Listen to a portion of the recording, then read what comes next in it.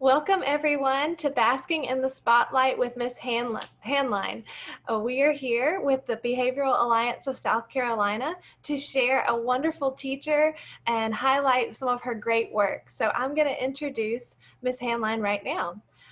Nadine, or Miss Haenlein, has taught 7th grade mathematics and 7th grade algebra for 2 years at Creighton Middle School in Columbia, South Carolina, and she will be teaching 8th grade mathematics and 7th and 8th grade algebra at Hughes Academy of Science and Technology in Greenville, South Carolina this coming year. She's originally from Charlotte, North Carolina, but moved to Columbia, South Carolina in 2014 to complete her undergraduate studies at the University of South Carolina. Go Gamecocks. She has a bachelor's of science and middle level education with a focus in mathematics and science and a minor in German. Woo! After college, she stayed in Columbia to teach while also completing her master's at University of South Carolina. Since then, she's earned her master's degree and moved to Greenville, South Carolina to continue teaching. She has a passion for working with kids and learning math, which led to education. She strives to help every student learn math in whatever way they are good at it, or by not teaching math in a hands-on collaborative way. So welcome, Nadine. Thank you so much for being here. Thank you. Thank you for having me. Absolutely.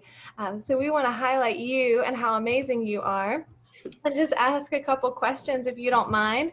In general, what got you to education? How long have you been teaching?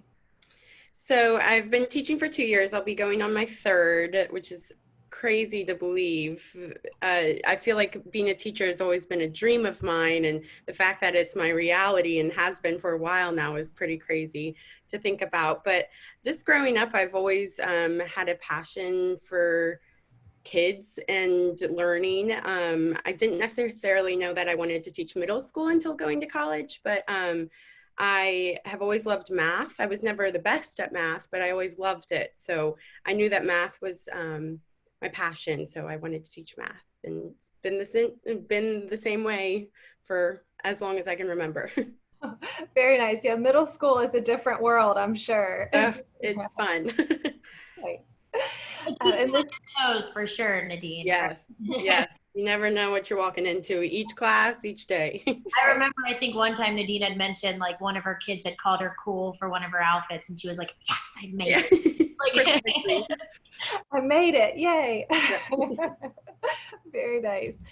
So we've got a couple things to share, just some screenshots of the amazing lesson plans that you've done in reference to working within the classroom in person and also virtually. So if you don't mind to just share a little bit of the great things that you've done to support social emotional learning with relationship building while you're still online and in person. Yeah. So going into the classroom, just specifically with in person, I always thought that it was important that math was interactive. The new school I'm at right now, they say this phrase, we're not just having the kids sit and get the knowledge. So I thought that was a great way of saying how we can't just learn math from listening to someone talk about it. It's really important that you're collaborating with other people that are at the similar level that you're at or at different levels. And then just for the social emotional side of it, it's just so important that you're building relationships with your classmates, with your teachers. So I've just strived in my math class to make it as much fun as possible, even during the boring times of, you have to take these notes really quick, but we'll do something fun to go with it.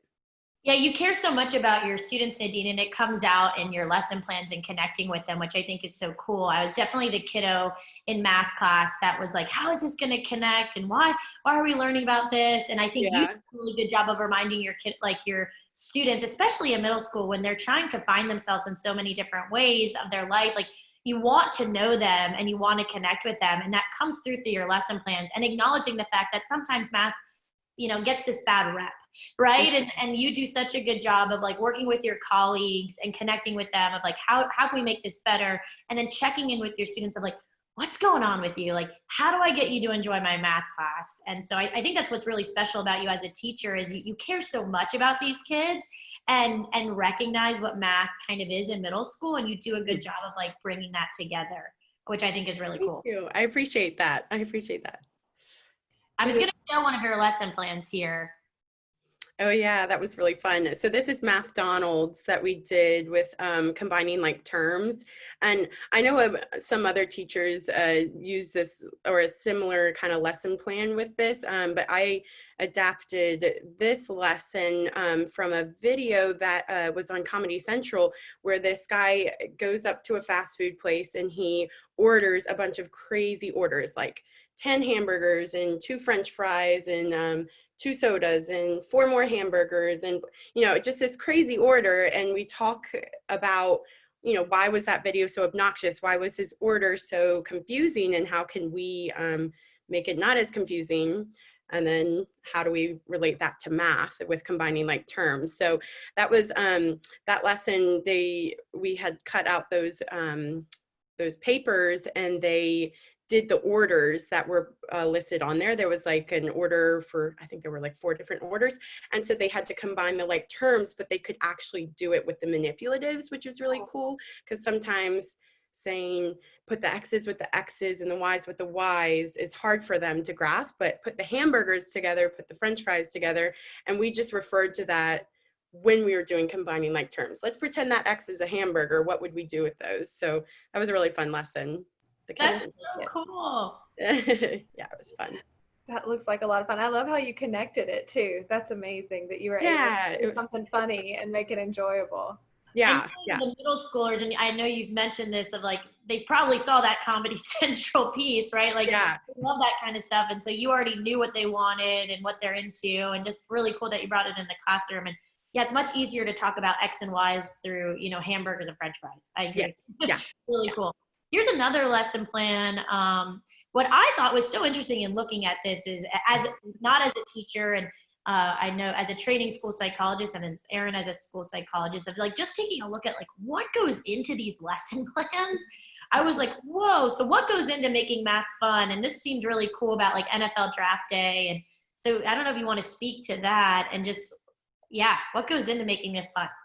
Yeah, so lesson planning can definitely be tedious, but it's so important because it just frames like the questions that you're going to ask the kids. Because I get up there and it is kind of like you're performing sometimes for the kids, and you forget to ask certain things. So having them pre-planned is really important. Sometimes that's not always the case. Sometimes going with the flow is better. It just depends on the lesson.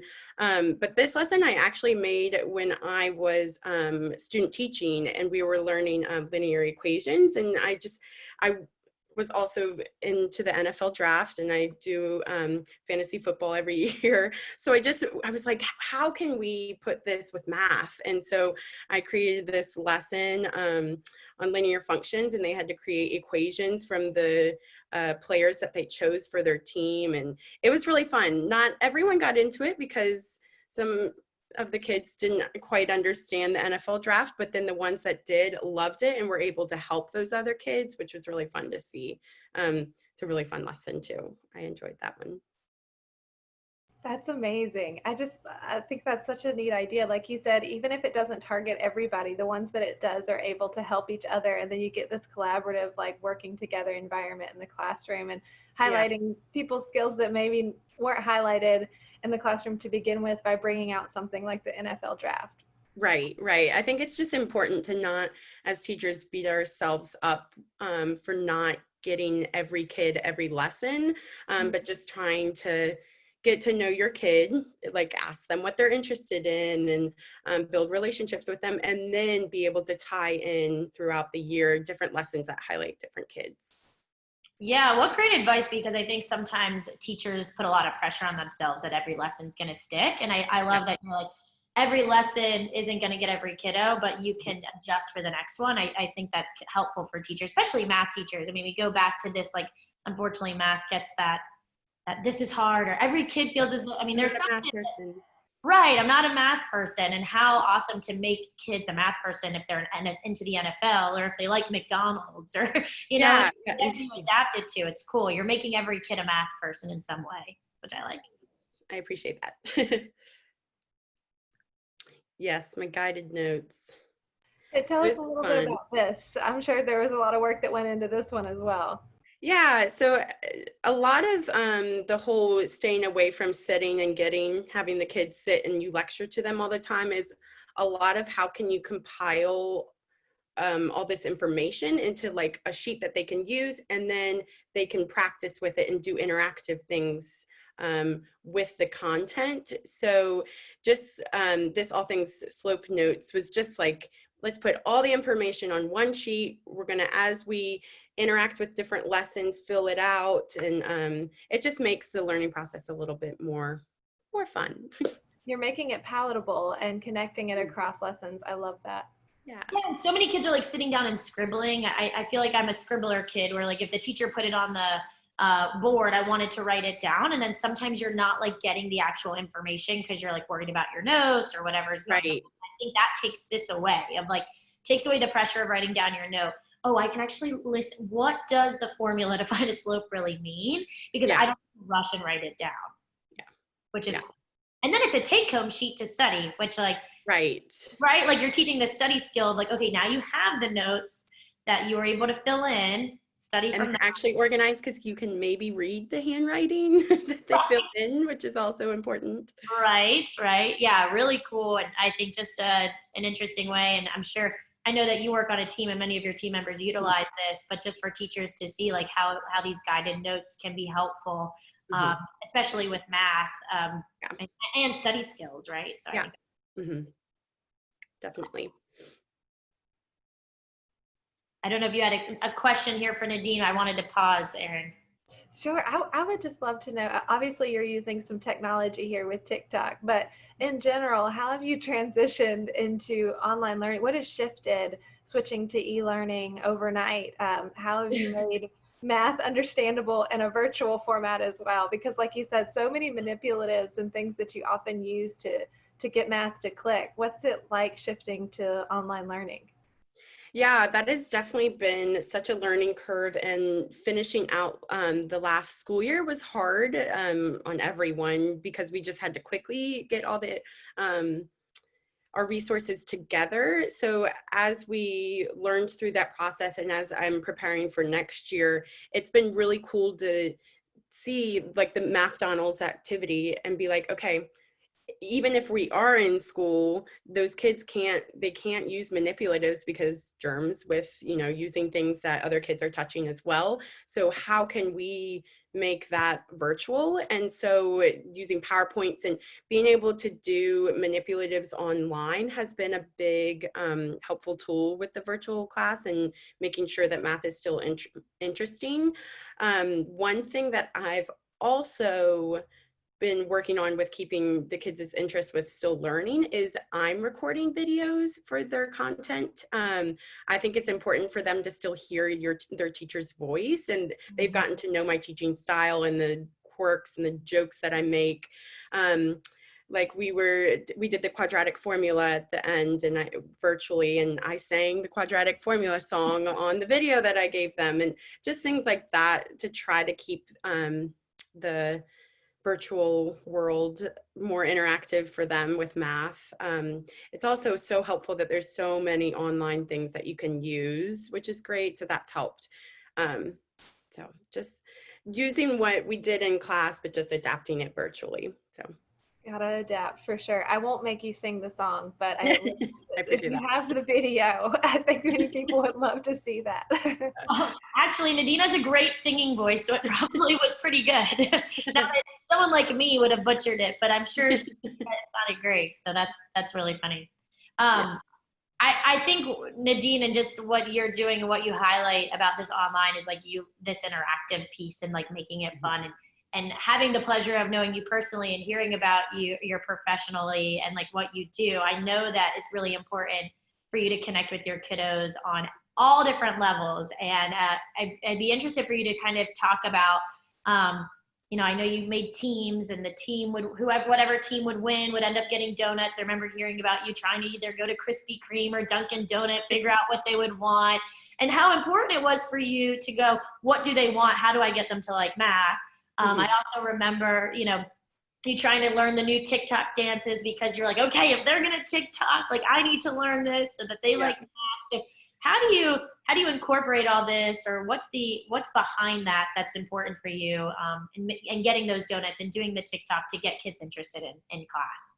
Yeah, so I think that I can't necessarily change whether or not the kid enjoys math. You know, if they struggle with math, I can help with resources that I have, but at the end of the day, they might still not like math. So just building a rapport with them as a teacher. So, okay, ugh, it's math, but I love Miss Haenlein and I love this class and I feel heard when I go to this class, and I get to interact and I have a voice in math class, I think is what at least helps kids want to walk into the classroom.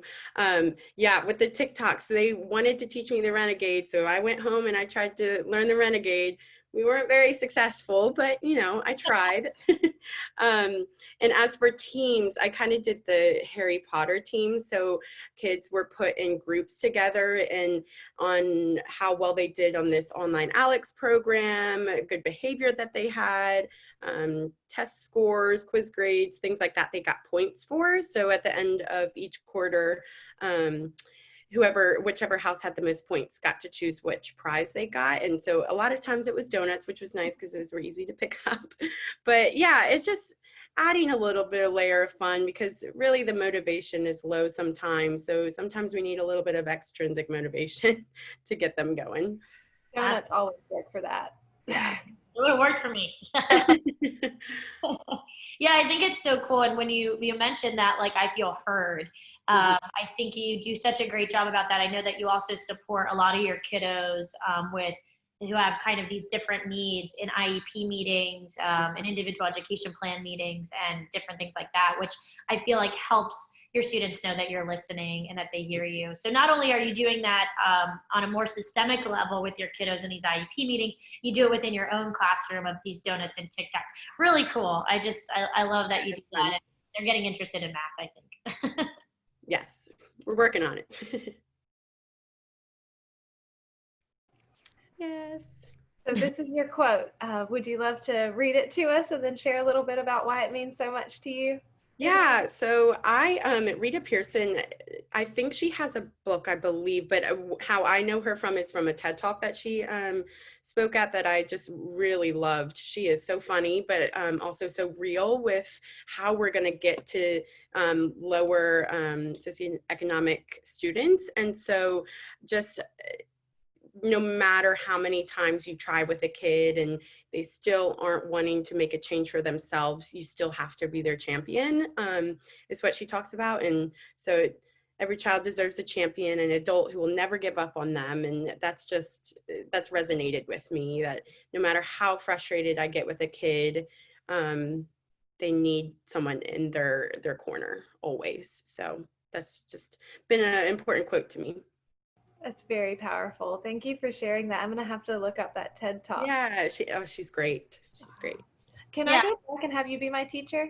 Of course. I want to learn math from you. I feel like I'm already interested. It's funny how I like relearn some of the things too as I go with them. It's fun. You really do keep learning as you teach. Absolutely. And I love that you picked out this quote, because even just like hearing you talk, like you truly live up to this idea of like giving these kids an adult that never gives up on them. And I think, and I keep saying this, and maybe this is my own bias of this idea of like math. I remember being, a math student. I was always an English student. I was like, I like English. English. I'm not a math kid.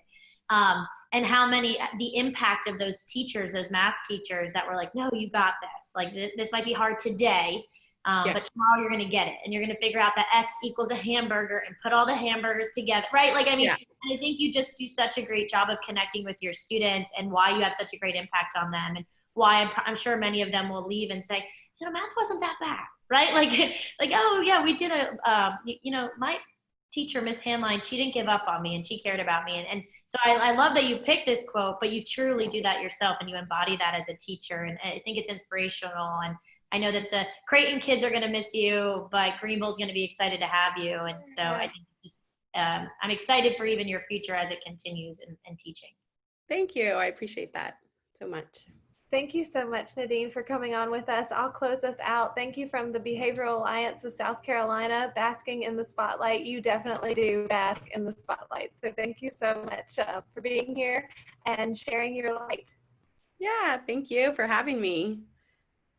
All right, we'll see you guys next week with our next installment of Basking in the Spotlight and Working Through It Wednesday. Please feel free to comment below in the sections your aha moment from the information that Nadine shared. Have a great day.